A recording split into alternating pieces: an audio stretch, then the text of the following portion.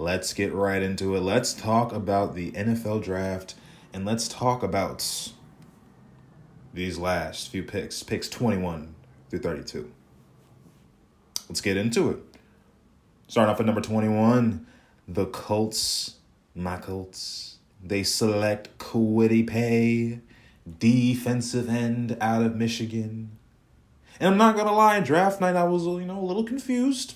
I was like, is he going to convert him to left tackle or something? Or are we going to convert him to, offensive line position? I mean, what a defensive end? But then, I heard about him, his measurables, saw some. I'm not going to lie, I looked up some YouTube highlights of the man. I was like, all right, I'm pretty sold. Looks like this guy would be nice in blue and white. Kwity Paye, that's, you know what I'm saying? I mean, we didn't address the left tackle need on draft night, but we did address it in free agency, so I don't mind the Kwity Paye pick. Not going to lie, on the night I was a little confused, but I learned to live with it. Now, I don't mind the pick at all. I actually kind of like it a little bit. Kwity Paye, defensive end out of Michigan. Come on, Indianapolis. Make some noise, make some moves. Let's move on to number 22 with Caleb Farley. This is the guy that had the broken back and shit, or he had something wrong. Yeah, he had like back problems in college, and I think that caused him to slip down the draft boards a little bit. And I don't know if he has no back problems. The Titans got him a stud. They got themselves a stud. I think he was the cornerback one. Pretty sure he was the cornerback one coming out before all the back issues. I mean, of course, Patrick Surtain and J.C. Horn kind of flew up. But Caleb Farley, he plays, man. He can play.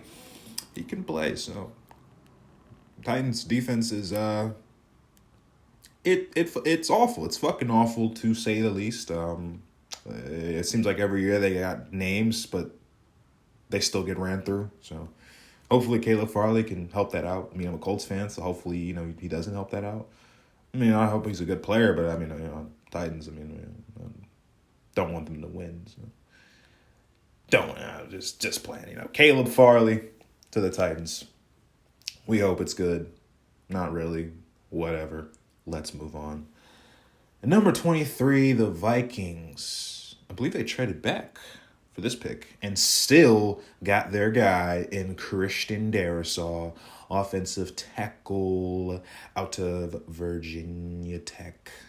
And not gonna lie, it's a great move. It's a great fucking move from the Vikings, man. It's a great move.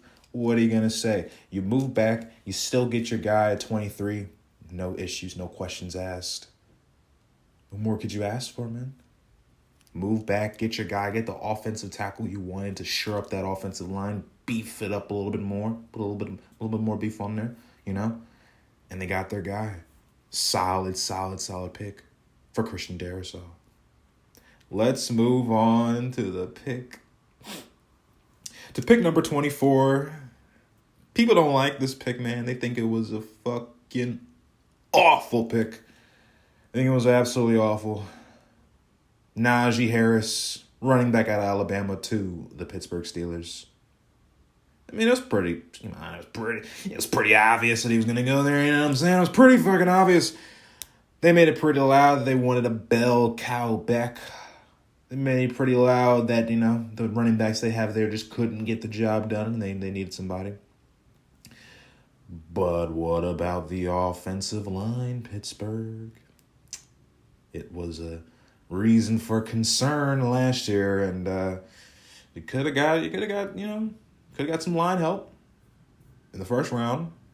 It's probably what most people wanted you to do, but you went with Najee Harris. Najee Harris is a fine player.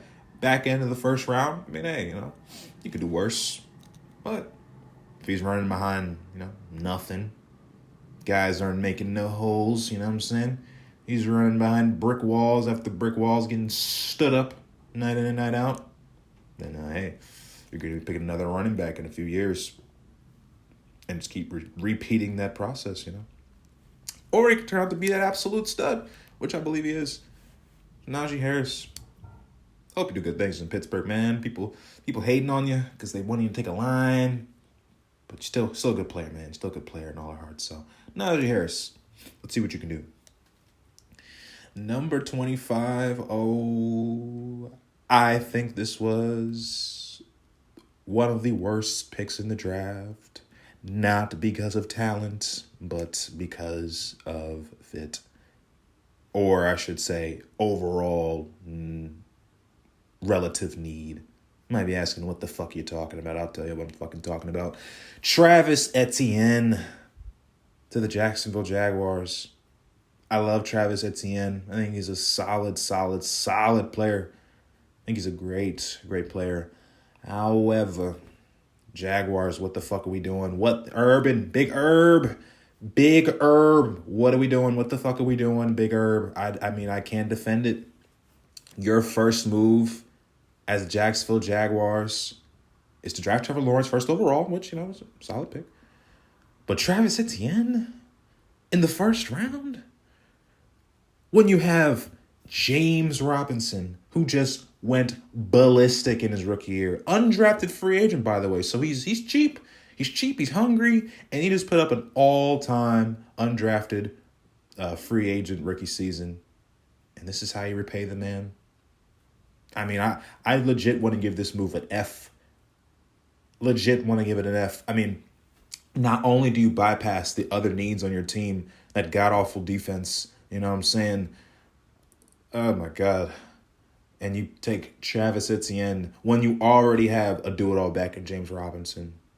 Unfucking believable. I'm kind of pissed, man. I'm kind of pissed. I'm not going to lie. I'm kind of pissed, man. Like, I don't understand how you do that with James Robinson on your roster. I could understand if you had a team like the Jags did in 2017 when they had the defense. They had the offense. All they needed was a stud running back. I can understand it. But now they're in the opposite. They have the stud running back, but their team sucks. Now the whole team just sucks. The coaching staff is all new. Defense is, all new pieces from free agency or just building through the draft, but it's building, it's not there yet. And you take Travis Etienne, man, I don't know, Trevor Lawrence, I don't know if he was swinging that hair left and right. I don't know if he was in the draft room saying, hey, you don't get me if you don't get Travis Etienne. I got to get my guy. I got to get him. I trust him. Well, I mean, whatever, whatever. Whatever Mr. Goldilocks was saying over there. He's probably swinging that hair left and right. You know what I'm saying? Just telling Big Herb, Big Herb, Urban, I need to get my guy. But this is an awful pick, man. I'm gonna keep it a stack. This is an awful pick. Urban, keep making moves like this, you're gonna be out in 3 years, man. I mean, come on. I'm just being real, man. Like, how I don't understand, unless there's something I don't see with James Robinson not being that good or Travis Etienne really being a Hall of Fame talent, neither of which I don't think is true. So I don't understand what the fuck is going on, man. I don't understand. I love Travis Etienne. Hate the pick. Absolutely hate the pick. One of the worst picks, if not the worst pick in the draft. I might even take the Alex Leatherwood pick at 17 with the Raiders over that shit. Not gonna fucking lie. Awful pick, man. Awful pick, but let me stop bitching and moaning and complaining. Let's go to number 26.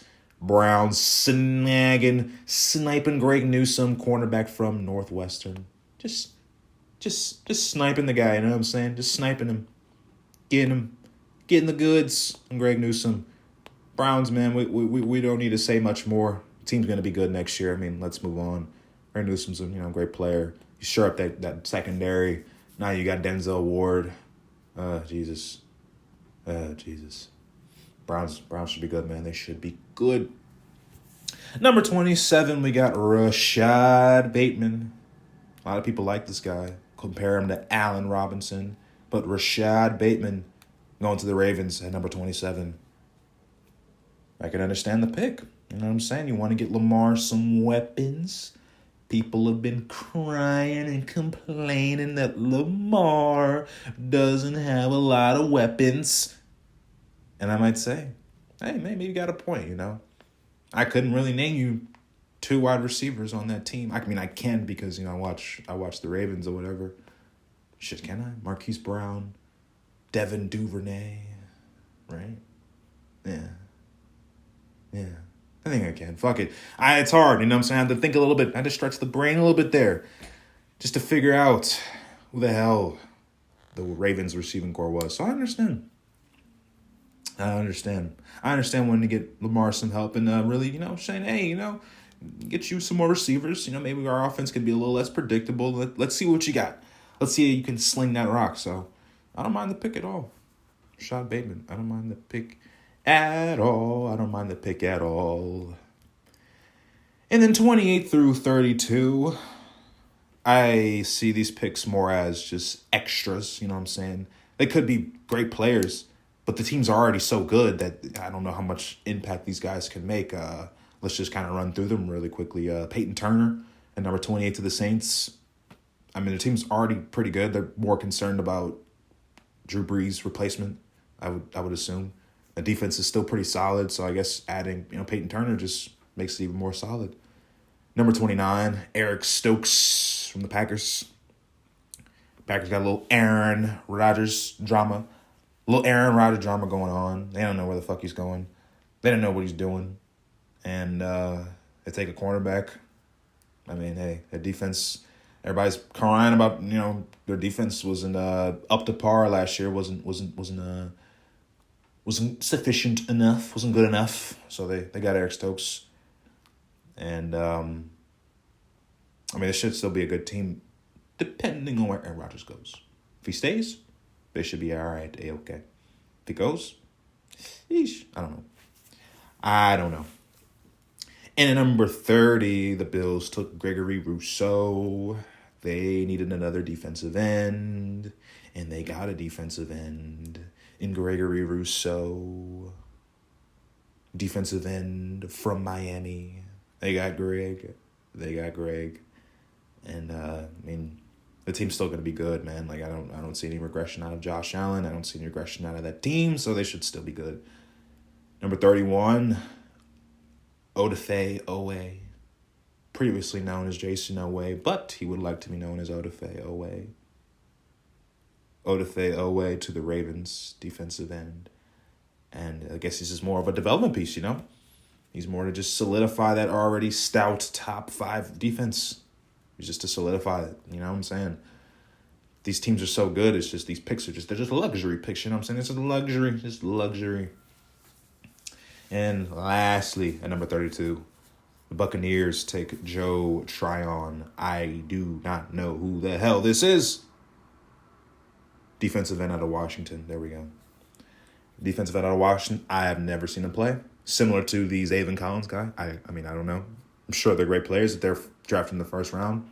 I know nothing about Mr. Joe Tryon.